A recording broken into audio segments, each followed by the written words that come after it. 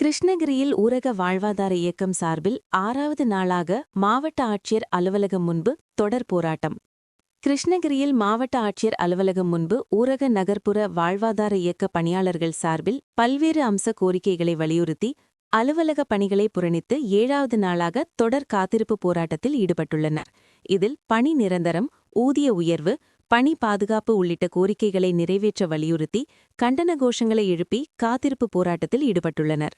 கடும் குளிர் மற்றும் சாரல் மழை பெய்து வரும் நிலையில் தொடர்ந்து கோஷங்களை எழுப்பி போராட்டத்தில் ஈடுபட்டு வருகின்றனர். இந்த போராட்டத்தில் மாவட்டத்தில் உள்ள 100க்கும் மேற்பட்ட பெண்கள் பணிகளை புறணித்து கலந்து கொண்டு போராட்டத்தில் ஈடுபட்டு வருகின்றனர்.